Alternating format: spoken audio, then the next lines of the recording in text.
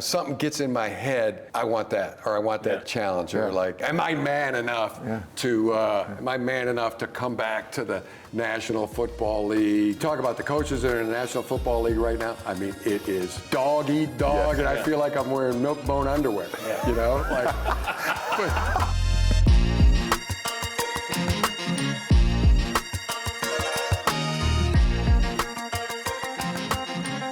Obviously, it's like a very tangible thing, like this blue collar shirt.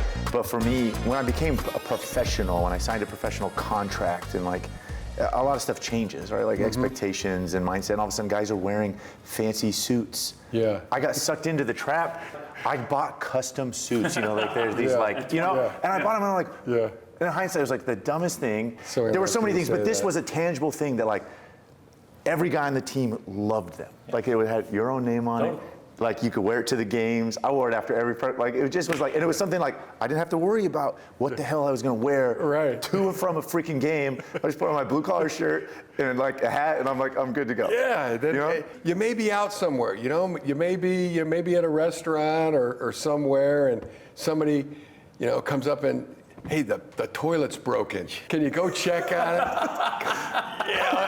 Okay. It's like just a glue guy. A glue guy. You're a glue guy. In some ways, like like what we talked about. You're a go-to guy. Yeah, no doubt. You get the job done. Somebody in your family did the dirty work for you to get where you are. Where you're just coming off a college education, for gosh sakes. You got the best darn job in the world, but somebody put you in that position. No doubt. You didn't hit a triple. You're not there by yourself. Totally. You worked your way to first, then to second, then to third, and you had a lot of help on the way, and especially whoever did the dirty work, the blue collar job, the job maybe they didn't love, but they were doing it. Grandfather had a work shirt. He was a mechanic, and it said Joe. My grandfather Bill was a brakeman on a train. His shirt said Bill. It's a respect. You're paying gratitude and tribute to those in your family and we all got it. This was like a team meeting. Like it would be presented to you.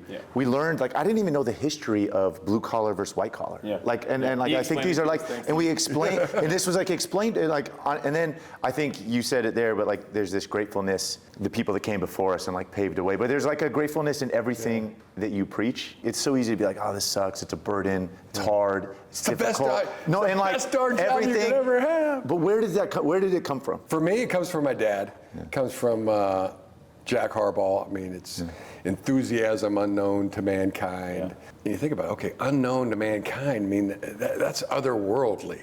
That's not of mankind. But that's how we were. That's how we were raised. And you were raised to. I mean, who's got it better than us?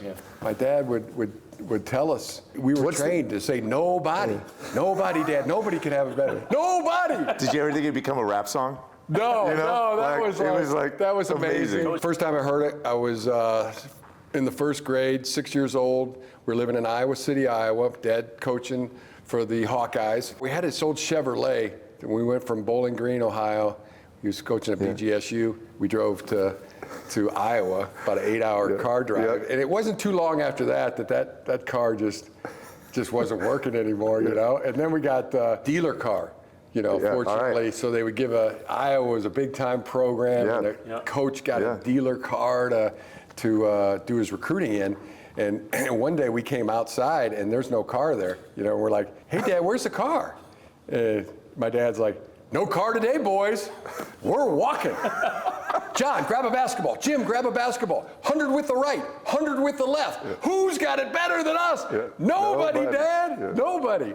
I went back to Iowa when I was coaching at the 49ers, because I was scouting a quarterback, Ricky Stanzik. I know Ricky. You know I Ricky? played with Ricky. Good man. Kansas City. Good Amazing man. dude. Yeah. So I'm scouting Ricky, and then I got this flight, but it doesn't leave for an hour and a half, and it's out of Des Moines. So I go, I'm gonna take this rental car and I'm gonna go over to my old house where we used to live. So I drive over there, Tallren Court, hadn't changed much. I stood there and I looked at my house, and it was the smallest house that I'd ever seen that was a house. And somebody built a big house right next door to us. that used to be our ball field. That was where it was an empty lot. We played baseball there. I'm like, wow, obviously some other people had it better than us, you know? But, you know, it hit me because I remember the house. It was a 2-bedroom house. My mom and dad slept in a room, and my sister, baby sister, Joni, slept with them. Yep. John and I had a room, and there was a kitchen and a living room, little tiny, everything. And one day, John and I were arguing and wrestling all the time, and man, we had to go to bed, and we heard my dad come in, and then my mom was like, "You got them. You take them. They're out of control. I've had it with them." You know, my dad's just getting back from work, and we knew it, and then we could hear the steps coming. Boom, boom, boom, boom. He opens the door, and we're like, "Okay, you know, just give it." Yeah, here it comes. Here it comes. Yeah. And he like looks at us, and he goes, "Wow. I mean, who could possibly have it better than you two boys? You get to share a room. You get to tell each other your hopes, your dreams. You got a best friend. Nobody could have it better than you two. Who's got it better than us? Nobody, Dad. Nobody."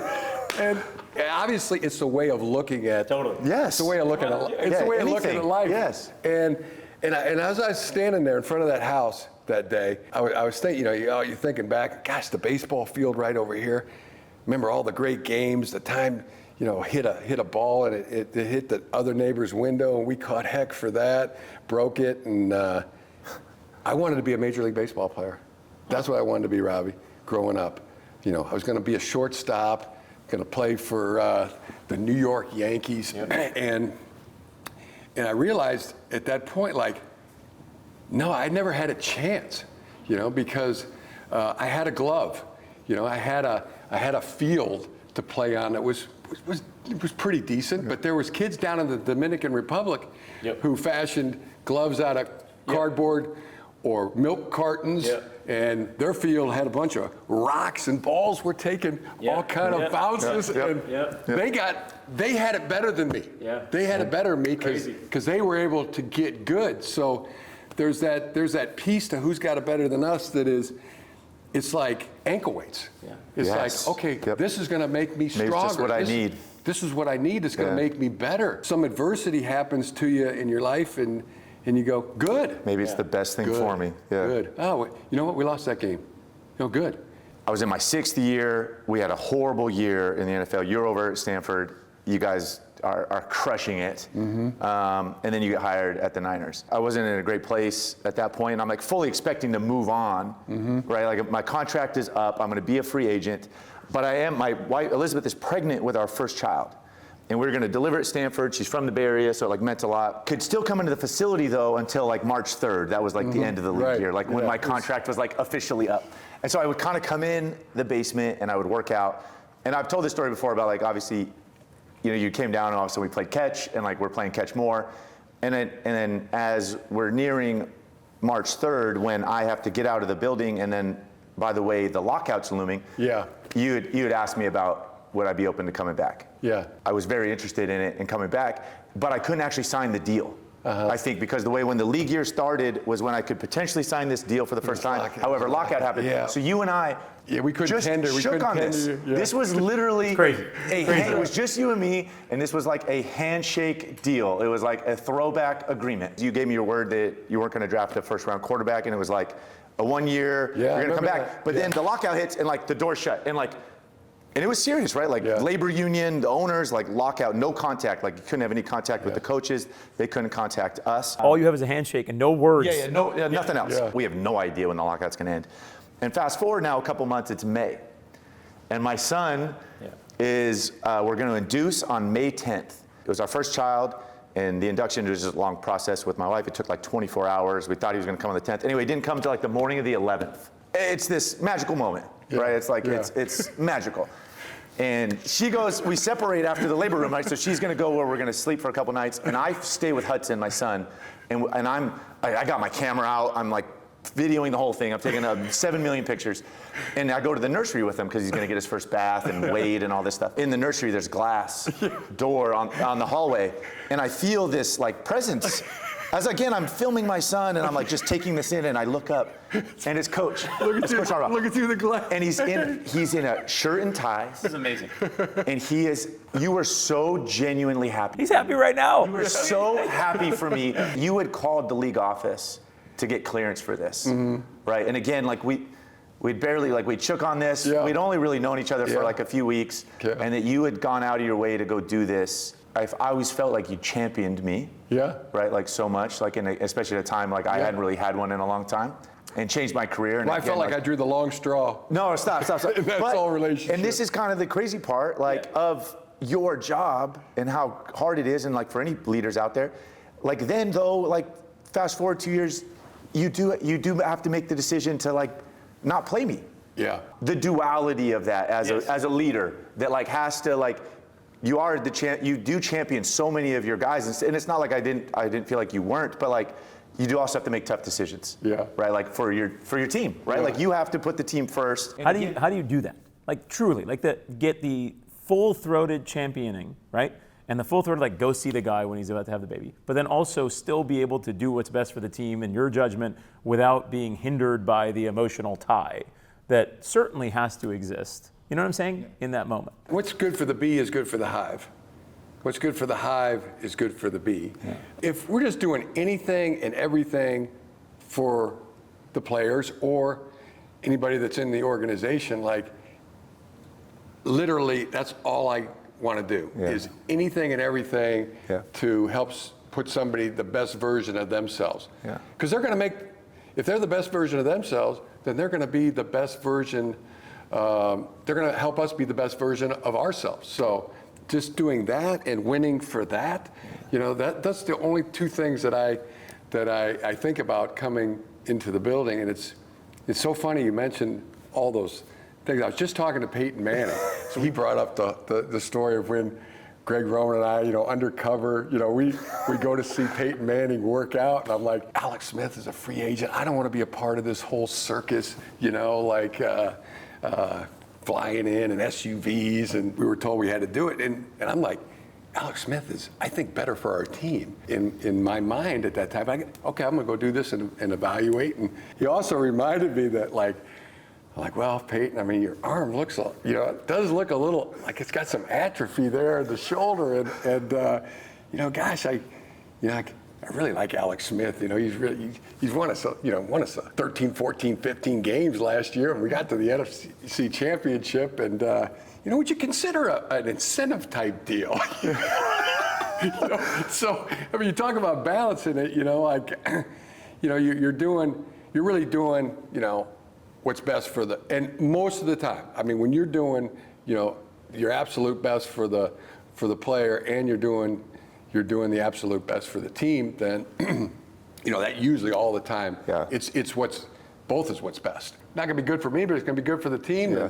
By golly, we're going with what's good for the team. So I tell players first, God, spiritual, whatever your faith is, but after that, put family first, because that's your responsibility. Yeah. That's your God-given responsibility, is to take care of your family.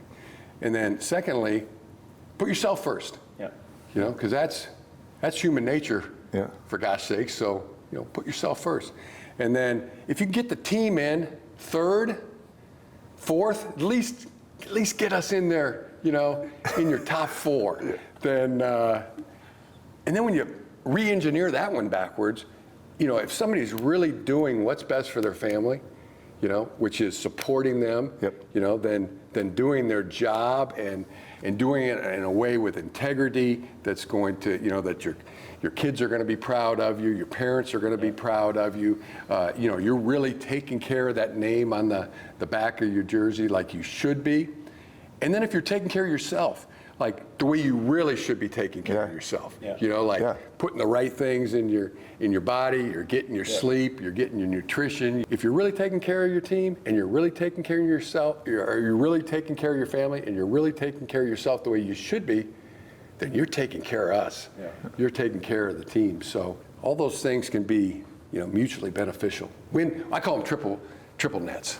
I don't know that much about investments or real estate, but I know if you're doing a real estate deal, triple net is where you want to be. Yeah. Somebody's going to have to look up the definition. No, I got you. Triple net. Triple net. You know, it's like, yeah. it's expenses, it's all in. It's all. Yeah, Taxes, income, expenses, you're getting it all, you know. So let's go for those. Let's go for those win-win-wins. So one question I had was, a lot of times in business, people don't want to take a CEO job. And the reason is, the only reason the CEO job is available is because the company has some real problems, right? That's the reason that they needed a new CEO. You, 5 different times, have taken the equivalent of a CEO job, right? By like walking into an organization that decided to make a change and bring you in at the helm. And you don't actually always bring in a lot of new people. A lot of what you do, at least from the outside, seems like you get a lot more out of the existing people. Exactly what you were saying, right? Like, get the most out of people. What do you do in order to get the most out of people, right? Because I think there's a lot of applicability in other areas outside of sports just from that leadership approach of kind of seeing that there's more that you can get out of somebody than what's been gotten out of them so far. Oh, I mean, that's a big one. I wrote a lot of these down. I give them to you. It's my latest business card. I love that you have it in your pocket. Yeah, it's the latest one. This is literally exactly what I was asking. Can I ask a question? You can read those. Yes. Here's a question I had because it just it's hit me today with all the with the draft and everything. Yeah. So the comparisons. Yeah. You know, who's he like? You know, that's a brutal. big one, and that's a tough one for quarterbacks because no quarterback really. For sure. It's so hard because it's who do they really throw like or play like, and everybody's a little bit different that way.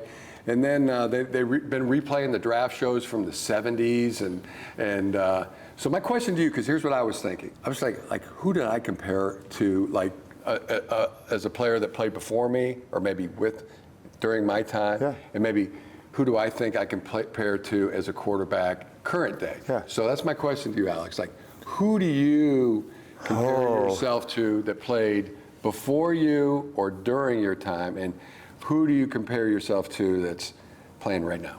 Gosh, I struggle because now that I'm like freaking doing ESPN, like you inevitably get in these traps of like the comparison, and sometimes they're like, sometimes they're even like they can be cruel, like they're unfair, and I do feel like it. I heard them. Well, I'm gonna be. I heard I'm gonna be them. good to myself. No, totally. No.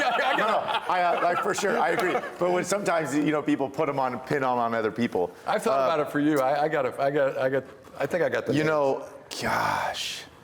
And I've told these guys it was funny. It's funny. It's so long. It took me so long to I feel really own my style of playing. Yeah. And like part of this was like. Maybe you don't want to carry your water. No. You want me to carry your water? No. And you were part of this, like allowing me to finally like run again and like embracing that. Whereas I feel like I had been like trying to be this like pro quarterback for so long before that. Is it a current player? Do you have something like? I do. I have a current player, and I have a player that played before you and me that I think you are. So I'll just go ahead and say it. See how close you think. Please. Okay. Player from the past. Yep. Roger Staubach. No way. Roger Staubach. All right. Outstanding accuracy, throwing quarterback. But he was, Roger could scoot. Great athlete. Great athlete. Yep. He could scoot. Okay, current, Joe Burrow. Really? Athletic. No way. Poise. Yeah. Both super smart, great leaders. You're being kind to me. Have you thought about this for yourself, your comps? Yeah, I have. Who we got? Oh, yeah. Current day, I would say J.J. McCarthy. All right. So many times through scrimmages or practices that I was, it's like a young Jimmy Harbaugh. I'm watching this, this tape, and that's kind of, now he's in the NFL, so that's who I would go with. John Elway for the. Yeah, there we go. I'm being really kind to myself right now. Really, really overly kind. I'm going to be honest with you. I don't think I was not anywhere near his ballpark. But when I was growing up, my dad coached at Stanford, and John Elway. Pally High. I went to Pally High. Yeah. John Elway was the quarterback. I used to go across the street and just watch him throw to James Lofton and Ken Marjoram, and I just everything that he did, the way he walked. I was going to say the walk is similar. Yeah, I tried. It's like a lumber. I tried to copy, like just tried to emulate, copy everything that he did, hitting the pads. I tried to, turn my toe in, and you got to be kind to yourself. Did you ever give J.J. McCarthy when you were there? Did you ever give him the Bo Schembechler kind of challenge that you got? The one where he said I'd never play down at Michigan? More, didn't he run into you? Isn't there a story about when he's like, you could be the greatest quarterback ever at Michigan? Yeah. Or the worst mistake ever? Like that's word for word. I was coming out of Angel Hall on campus right there on State Street, and he was coming out of the Union. He had just done some kind of luncheon speaking. He had his coat and tie on, and I'm like, I just finished my sophomore year. Hadn't played at all, really. And we're going into spring practice, and there was a quarterback opening, starting position. So, I'm really still not that far up there. And I'm coming across the street. He spots me, and I think he waits for me. He's like, "How you doing, Jimmy?" "Doing good, coach." And "Are you going to class there?" I go, "Yeah. I was in class, coach." And he says that, and he was just standing there. He kind of just looked down at his shoes, and he's like, "You might be the best quarterback we've ever recruited to the University of Michigan, or you might be the biggest mistake we've ever made recruiting a quarterback." And then he just turned and started walking down State Street, because the building was that way, his office was that way, and I'm left there, and I didn't know how to take that. What did you do? There's a lot there. Yeah, I mean, after I really kind of said, I'm going to show them. You want to keep me on the scout team, I'm going to make their lives miserable. Every fiber of my body's going to show them. And I did. I think it was kind of the boost, the kick in the pants, the something that I really needed, and he knew just how to do it, because that motivated me.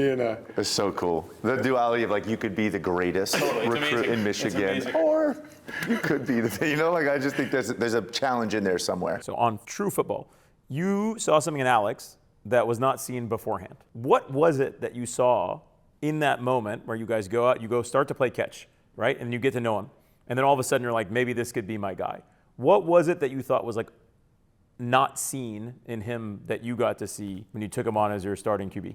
Well, I think everybody always saw it. I mean, he was the number one pick at the draft for I mean, the Wonderlic score or whatever. I mean, it was one of the highest of all time. It was you're checking every box. I mean, the athleticism, the leadership, the toughness. I really love that. This was just an extra grittiness, toughness to Alex. The way his teammates spoke about him. Yeah. I mean, the Staleys and the Boones and the Frank Gores and the Bowmans and the Willises. Yeah, I felt pretty darn confident that this was our guy. This is a kick him in the shins moment, as Coach would say. Yeah. Kick him in the shins. Is when people start talking good about you. Oh, yeah, that's right. Your journey as a coach is so unique. Because the traditional route to become a quote-unquote head coach is get into quality control, and then you become a position coach, and then you become a coordinator.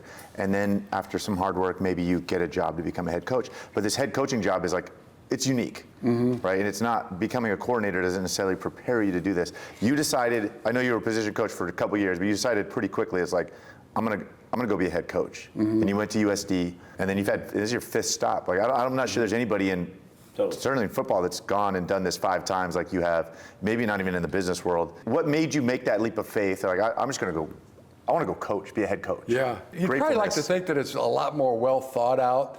Something gets in my head that I want that, or I want that, that challenge, or I mean, am I man enough to come back to the National Football League? And you talk about the coaches that are in the National Football League right now. I mean, it's dog eat dog, and I feel like I'm wearing milk-bone underwear. Andy Reid, John Harbaugh, Mike Tomlin, Sean McVay. Yep. I mean, it's just every single guy. Kevin O'Connell, it's guy after guy after guy. I mean, and no matter whatever they did to get there, they are incredible. Yeah. Ben Johnson, I mean, you can name them all. Yep. Brian Callahan, every single guy. Pete Carroll. Yeah, your division, Sean Payton. Payton. Okay, well, am I man enough to do that? Yeah. That was this one. And some other things, Justin Herbert, and a few other things. But I think back then I was I was quarterback coaching at the Raiders. That's what they were kind of offering me for that next year. You know, I started off quality control, and I was going that. But it felt a lot like just it being a backup quarterback. That's what I did. You know, like that last year or two in the NFL, and I loved that, and I felt I could do it, but like, am I man enough to go, you know, like decide how we're going to block the power play, you know, or are we gonna arc it, or are we gonna, you know, are we gonna take our tight end and block him down on the 6-10? Is he man enough to do that? Can we, you know, can I do it? You know, so like just to be the person that, you know, okay, like has to make those decisions. I felt that's what I needed, you know, to grow as a coach. Which I think is so interesting because, again, there's so many people, like the conventional route in the NFL or colleges is like not that. But in fact, I think in some ways, like, you were more prepared than anybody. Yeah, and you wanted to see if, you know, some of the ideas you have, you know, instead of being the, hey, you think this would be a good idea? Yeah, totally. Nobody's ever done that. Yeah. That's never been done. Why would we even think about doing it that way? The way we're doing it's fine. Like, boy, I think that would be a really good idea. I think I'd like to be the. Nobody's had a team meeting on the golden rule like we have, you know? I got a little addendum to that one too now. Do you? Yeah. You know, we're going to treat people as you would want to be treated. You know, the golden rule, and you know, that's really high up there in the rules. I want to treat other people the way I want to be treated. In this sense, too. Like, if you tell me how I'm doing, Alex, like I'm going to tell you. Okay, be honest, but with one caveat. Not so honest that it ruins the rest of my day. Because that really ruins my day, you know, if somebody... So that's kind of my latest. Like I'm trying to treat people in that kind of way, too. I want to be honest, because I think that is the absolute best motivator, you know, there is all the other ones have been tried. I'm going to be honest, but... I mean, not to the point where it just, you know, ruins somebody's day. Like, for example, Robbie, if I got I just got a haircut. I think it's pretty good. Yeah. But like, you know, somebody gets a haircut and they think it's pretty good. You know, you're gonna tell, that's a heck of a good-looking haircut you got there. Where'd you get that haircut? Yeah. You know, and if they have a bad haircut, you know, then you say, it'll grow back. Yeah. You know, totally. There's a way to say something. There's a way to say something. Why make an enemy when you can make a friend? Totally. Had you always known? Because I think one of the amazing things when I played for you, and I think it was like universal, because you get this buy-in, right? And I think people wonder how do you get it, and that's kind of the magic sauce. But I think everybody feels seen, right? And there's some magic to like the birthday thing. Like every single person in the organization got their birthday. You remembered their birthday. You made a point of it. I remember you telling me how many days I'd been alive. That's a pretty important thing. How many days I'd been alive. I didn't even know how many days I'd been alive. Like he did the math. You know, like the wise words, right? Where like every single person in this core is going to talk, like get up in front of the team and just say like, what's on your mind? What's this team mean to you, right? Like we had the quote board where it took turns and it cycled and you could put you know, music lyrics or like, I don't know, I just felt it was the first time that I think we all felt like it didn't matter if you're the left guard, the quarterback, the place kicker, like, you know, like that you mattered. It's kind of, you know, you treat people how you want to be treated. It goes back to that in a sense, but like, birthdays matter to me. You know, I want somebody like, hey, it's my birthday, you know, like, you know, I feel pretty good about myself, you know. I just punched my ticket for another trip around the sun. I mean, I get another 365 days. Let's go. Yeah, or to be heard. You know, I mean, wanted a seat at the table. I mean, I grew up without a seat at the table. I mean, I grew up like as a kid, like nobody looking at you. You got crooked teeth. You know, I mean, you're just like people think you're just you don't even matter. You know, but now you're an NFL football player. You know, by now, I mean, you got a seat at the table, Alex. Yeah. You know, I got a seat at the table because of this great game of football. I mean, it just all those things. It comes down to like my grandmother used to say. She used to say, "You two are you're like two peas in a pod." You know, we're two peas in a pod, in a very unique pod. Yep. You know, on a ball team. You know, in the National Football League. Yeah. This is the thing. I think like you. You think like me. Yeah. I know you would chew off your left arm, not your right arm, but you would chew off your left arm if it would help us win a football game. That's the way I am. That's the way Justin Herbert is. That's the way Frank Gore is. You know, I mean, we're all the same. I mean, we don't want high maintenance. We want the challenge. We want the accountability. We want the challenge. For gosh sakes, we want to just compete. You know, like one of those thoroughbreds at the Kentucky Derby. You know, I can see it. You know, it's 2 minutes before a game. You know, I see Alex Smith's heart going like that. My heart's going like this, and he's in a froth, and I'm in a froth, and I got nose bubbles coming out of my nose. I mean, got a lather going. I mean, let's go. Let's go. You know, we're just the same. I just this is I was trying to explain. I'll never forget you at one of the team meetings. You read us "The Man in the Arena." Yeah. The Teddy Roosevelt quote, and I will never forget. But you didn't just read it. You could tell how much it meant to you, and when you get to the end, and it was the cold, timid souls, that just don't know this, what you're talking about. And then, I've had a ton of coaches in the NFL, but there's this, I call them good luck coaches, right? Before the game, he would just kind of tap you on the way out and be like, hey, good luck. Yeah. You know, and I remember looking around, and you're like, what the hell? Aren't you going out there with me? Right? Are we in this together? And so different again the first game, and obviously it's got attention now, but I'll never forget getting ready for that first game and you coming over and just, all of a sudden you're getting jacked up. And again, obviously you couldn't go run out there anymore, but you wanted to. This doesn't last forever, right? And I get it, that gratefulness. And again, in a time when it was heavy, but that your example, that modeling, that behavior, it's infectious. Even just related to that, we've freaking come in wearing these shirts. He's wearing a Manning quarter zip, right? And what is the first thing he does? He's like, oh, should I go get mine? I can't be outdone. I can't be outdone by you guys. That's the buy-in. It's okay, we're in it. Let's go. I'm not going to stay on the sideline. Well, like you said, I mean, those poor timid souls, and or like Shakespeare. Gentlemen of England now abed will think themselves accursed they were not here, and hold their manhoods cheap, whilst any speaks who fought with us upon St. Crispian's Day. I mean, we get to do this. We get this opportunity to be a hero. You get to go out there and be a hero for your ball team, and you don't just have to be a pro football player.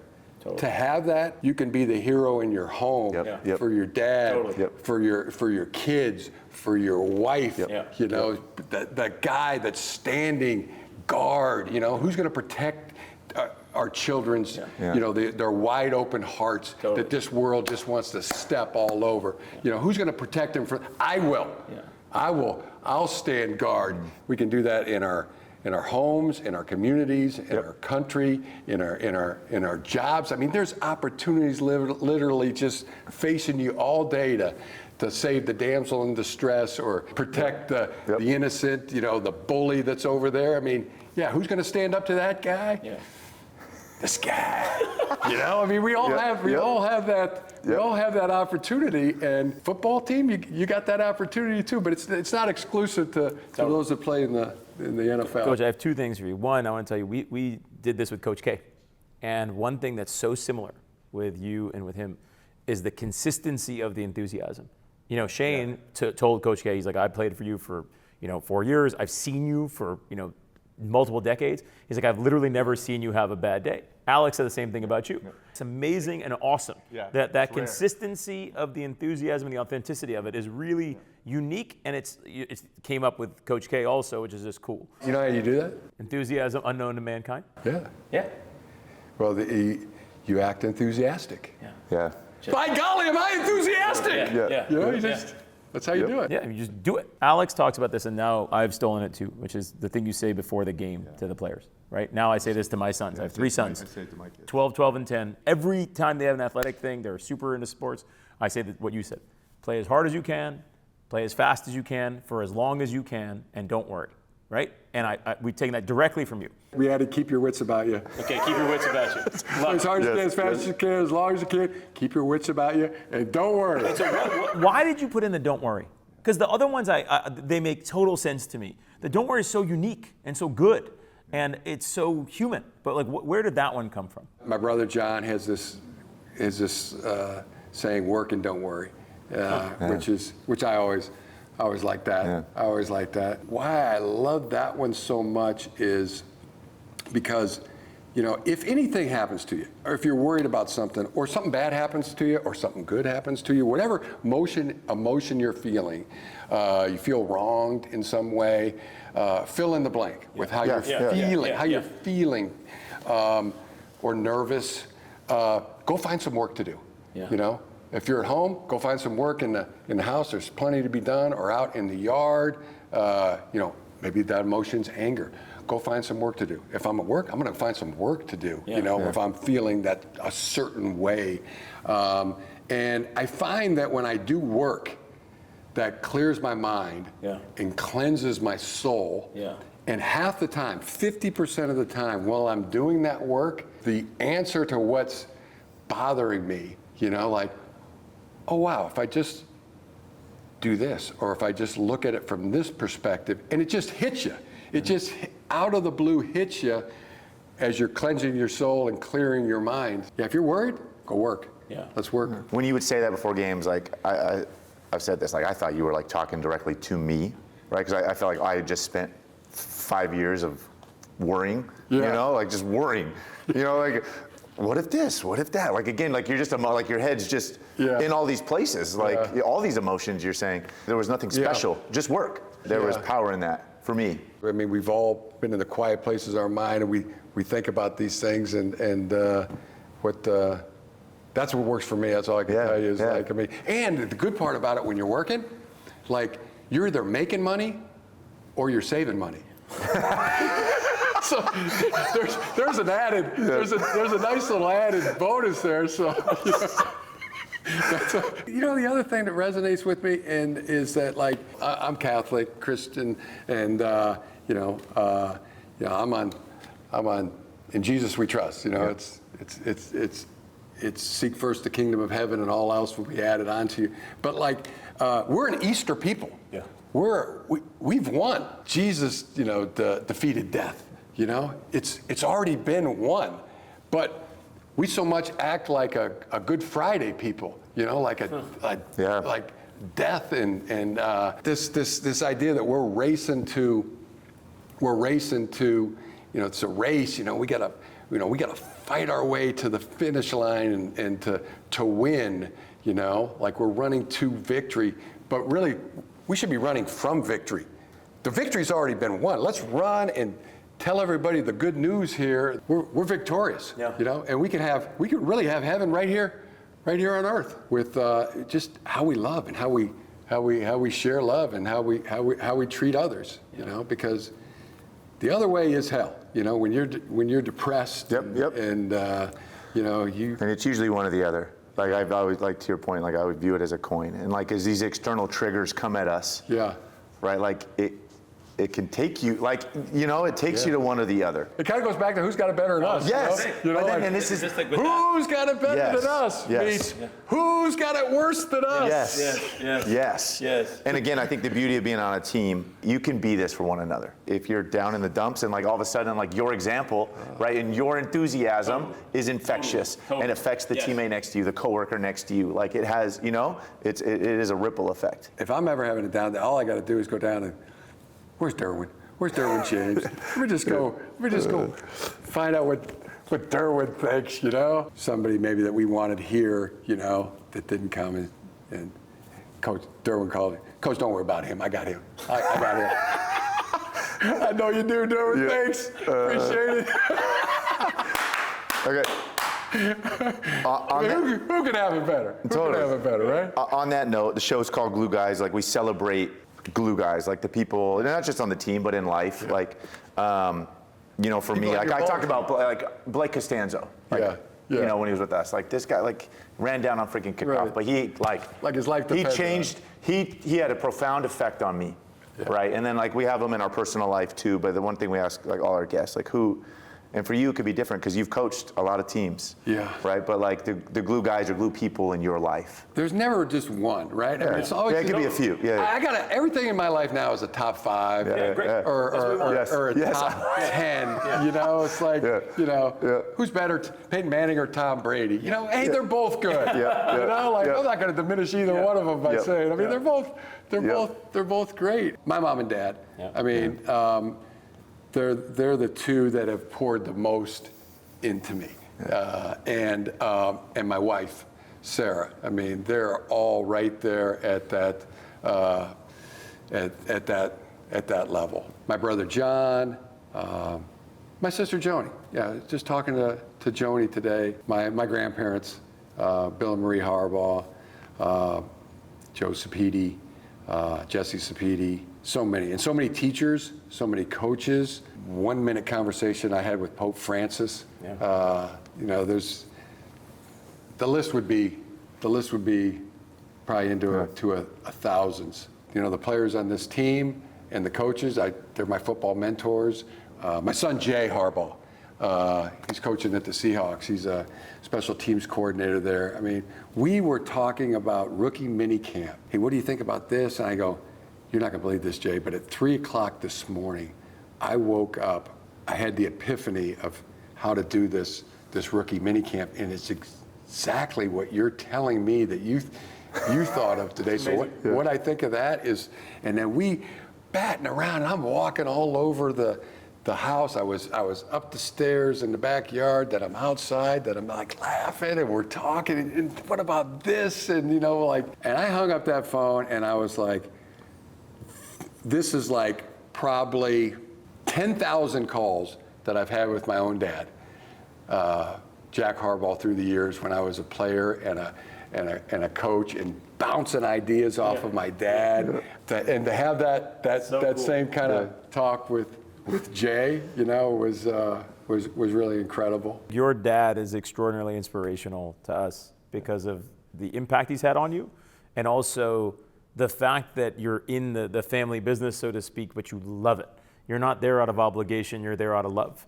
And I think that like that for us, we think about that a lot for our kids, of how do you just make sure that they're doing something that they would approach with that kind of enthusiasm, you know? And your dad, he did a good job. Do you have that one figured out? Yeah, we wish. But my kids they're good. Our kids are good. There's one piece of advice on there in the rules, and it's cats in the cradle. Do you see that one? So listen and learn from Cats in the Cradle. There you go, right there. So I just keep that tune in my head all day, and I whistle it, because you come home from a day's work, you know, and you just wanna, and you do it, and you sit down and and you go like that, and then, hey Dad, you wanna play catch? Yeah, I want to play catch. Yes. I do want to play catch. Come on, get the glove, get the ball, because you know, I just don't want to. I don't want to end up being that guy. You know? We've talked about this, Coach. I literally have a rule now, which is for my entire life, I'm literally never going to say no if they ask me to play catch, not once, because at some point they won't ask. You know what I'm saying? And I'm like, no. I want you to know. Listen to Cats in the Cradle. They may not come back and visit you. Yes. They may just want to. Give me the car keys, Dad. See you later. Can I have them, please? You know. So I got to share one thing. Can I share this with you? Yeah. So the best darn job is being a dad. Yeah. There couldn't be a better one. Yeah.